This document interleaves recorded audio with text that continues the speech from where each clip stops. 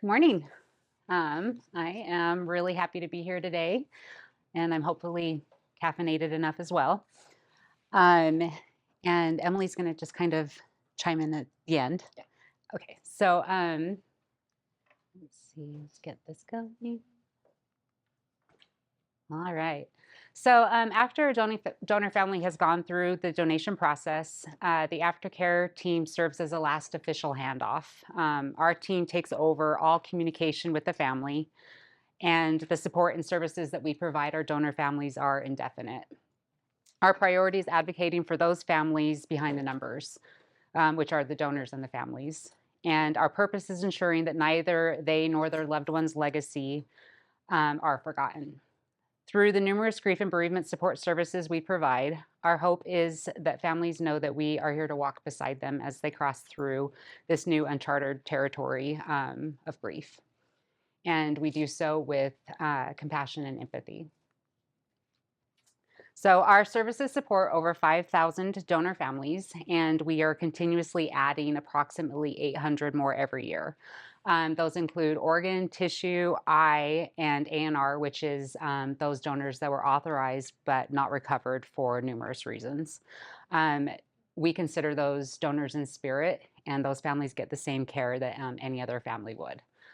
Um, we work one-on-one with all of the transplant center social workers, um, uh, all the other organ procurement organizations, and our tissue processors and other partners. So the bereaved support timeline looks similar to this. After recovery for donation takes place, our team takes over all that communication and correspondence with the donor families. And this starts with the bereavement packet that we send out at 2 weeks. Each packet is individualized for every case. So if the donor had children, we would include grief and bereavement material about loss of a parent. If the donor died by suicide, we would include material regarding loss by suicide. That packet also includes information on some of the other services that we provide, which I'll talk about in a few minutes. At 6 weeks, we send out our organ outcome letter. That letter has very general information on the donor, on the recipients. So this information is basically like a married father of 3 who likes football received the right kidney. If the donor was able to donate tissue, we would include a letter letting them know what was recovered, and then also letting them know that at 18 months, we will reach out to them, letting them know that they can find out more information about the recipients at that time. And then if there were organs recovered for research, we would let the family know what type. And then, I was just wondering, is there a reason for the 18 months before? yes, yeah. So because tissue has such a long shelf life, I believe right now it's up to 7 years. We don't have general information on tissue recipients. And so we found, initially we were sending letters out about 9 months, but we were finding that we weren't really getting a lot back from the tissue processors. So we extended that time in order for us to be able to provide like way more information. And we also let families know that they can reach out after that point at any time, and we can contact the processors to continuously find more information on recipients. Cool. So, great question. Um, at 3 months, we send out a survey to families, and this is about their donation experience. So that is how they were supported in the hospital or over the phone if it was a tissue donation with one of our tissue donation coordinators. And then at 13 months, we send out a survey about our aftercare team. So asking the family, how they've felt supported through us. And really with those surveys, we take all of that feedback to heart. We're always looking for continuous ways to improve. So we really value the feedback we get from families. And then at 18 months, we send out that tissue outcome letter. We get quite a few responses from families with those, and it's great to be able to provide that information. Again, that's very general. Typically, it's, a 26-year-old female received a graft for ACL repair, something along those lines. And then ongoing support, it doesn't end. So we don't cut off families at any point with what we provide. We've had families reach out 20 years later, saying that they are finally ready to find out more information about recipients, and then vice versa. So I think that's a really great part of the job is, with that length of time, really being able to connect and have them together. One of the most important services that we provide is the correspondence between donor families and recipients. So if a donor family wants to reach out to the recipients, they send us a letter. We contact the transplant social workers who then send that letter on to the recipient. And there's some fun little arrows, and vice versa.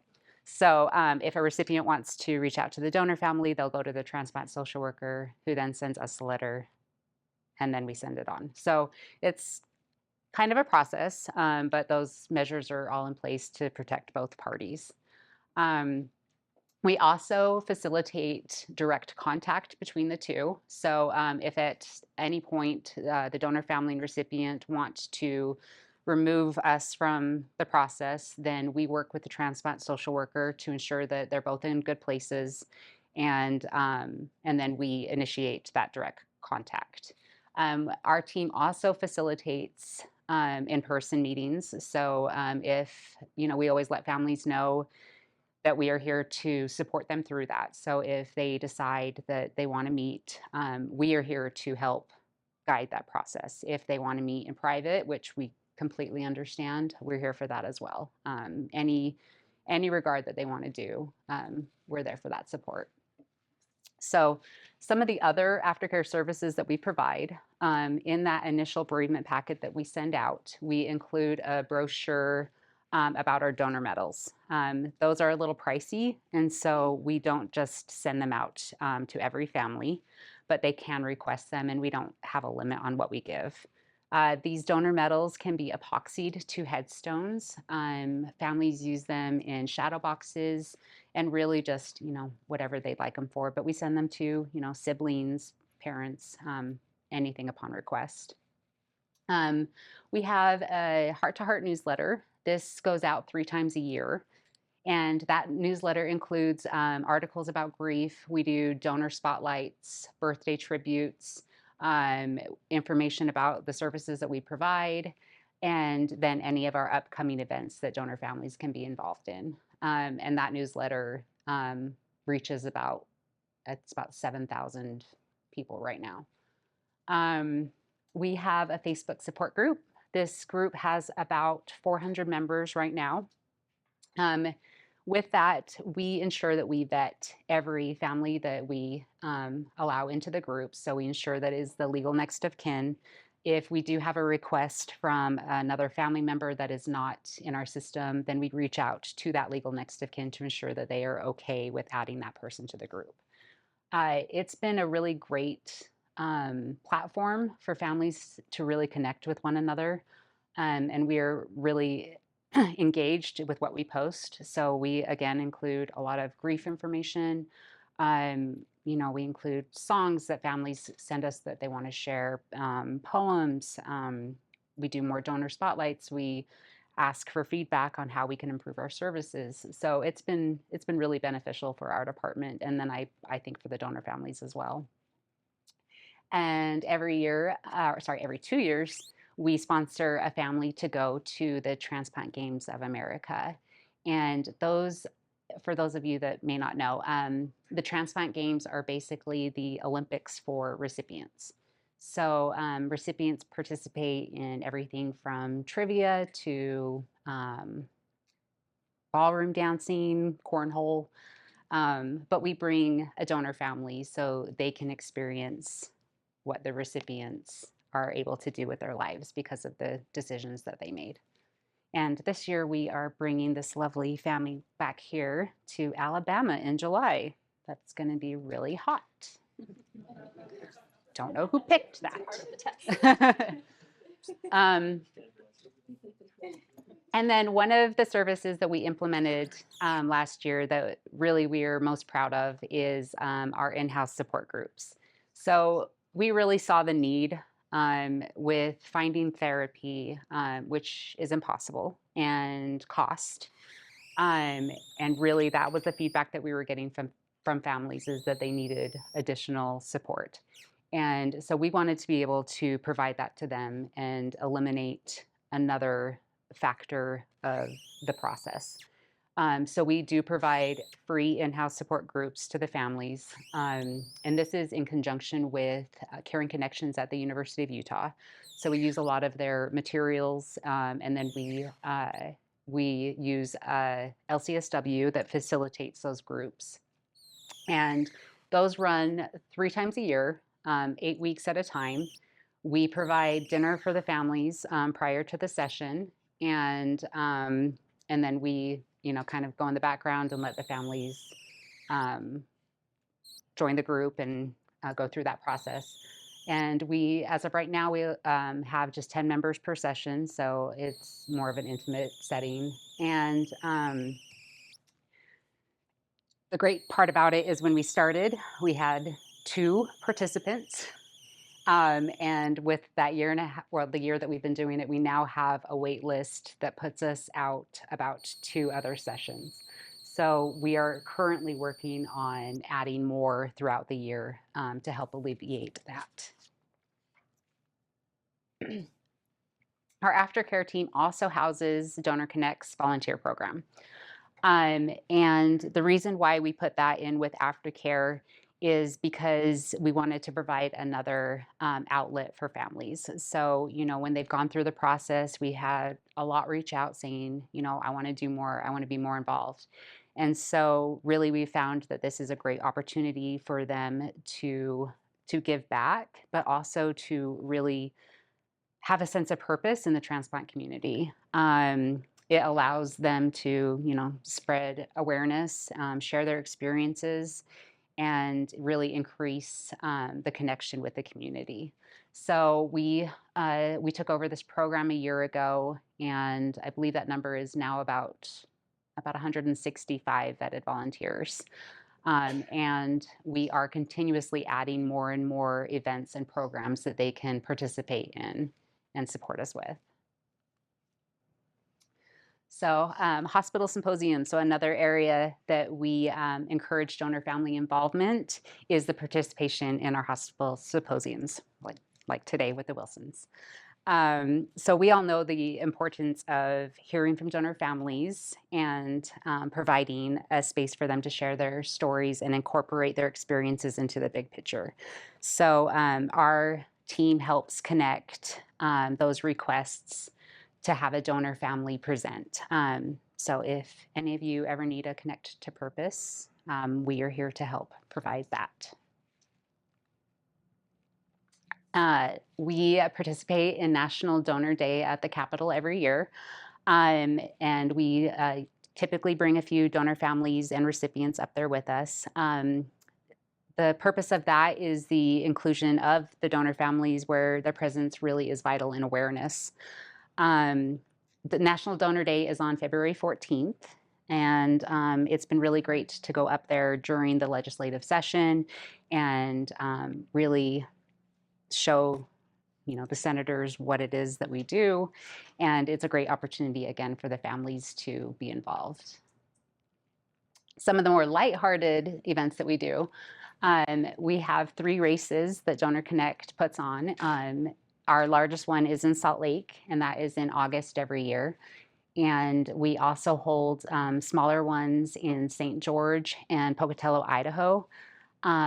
We really try to get outside of or get to the more remote areas within our designated service area.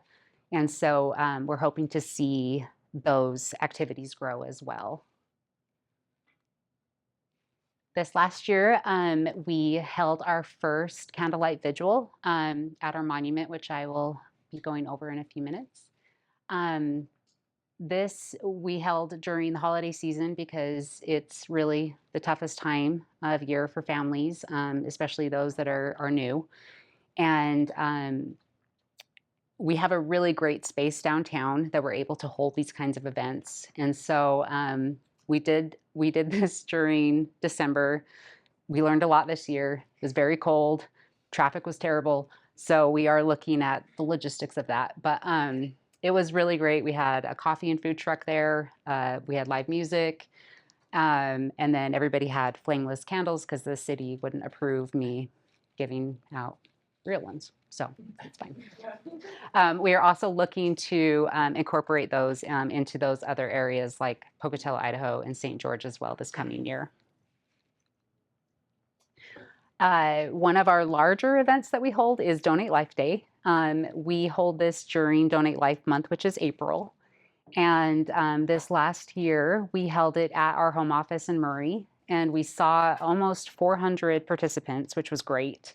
We had face painting, we had bracelet making, we had a photo booth, we had a whole donor memorial garden outside of the office, and then yeah, we had rock painting, and Thirst came and provided a special Donate Life drink. But this was a really fun event that we are going to continue to hold every year.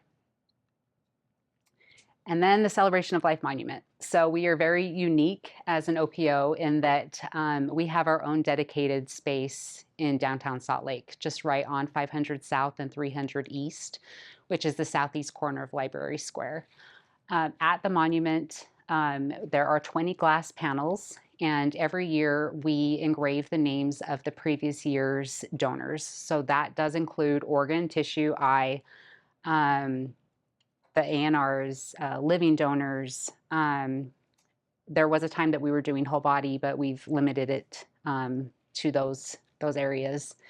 And again, the submission form is sent in the initial bereavement packet. So we do ensure that the legal next of kin is the one that is submitting their loved one's name.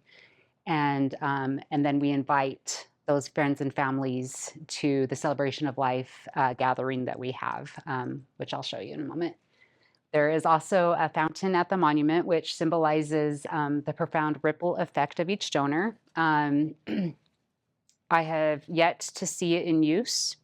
My hope is that the city will one day allow us to run it. I hear it's pretty. And then there are also numerous statues of recipients throughout the area that show them joyfully living their lives. And then last but not least is the Celebration of Life gathering. So every year we hold this massive celebration of life at the monument. We see about 4,000 attendees. It's just growing every single year, but we definitely do not limit who we invite to this. And at this, we have an unveiling basically of all of the names that have been engraved. We have, again, live music. We have, gifts for families, and they're really able to come together, see their loved one's name that's been engraved on this panel. We do have smaller pavers. That is the only thing that we offer that is at a cost for families. So they do have the option of purchasing a paver that will stay at the monument. But everything else that we provide families is free. We are at the end of space in what we have at the monument. So we are in the middle of working on an expansion because this is something that we definitely do not want to take away from families. It's provided another space for them to go and honor their loved ones. And, some of them don't have gravestones to go to. So it's been very important to families. So we recognize and understand that and want to continue to see it grow. So the full circle of what aftercare does. We understand that through the services and support that we provide, through the events that we hold, having an outlet with the donor or with the volunteer program, it all encompasses a continuum of care. And a quote that I really love, I've found about 7 different, who this came from. It can either be a Greek proverb, or if you have a dark sense of humor like I do, and you like Ricky Gervais' Afterlife on Netflix, where I really love it from. But the true meaning of life is to plant trees under which shade you do not expect to sit. And I liken this to donation. So if we are providing a very purposeful, positive experience with our donor families, our hope is that they will make that decision to become a registered donor, or to be able to work through that with another family member down the road.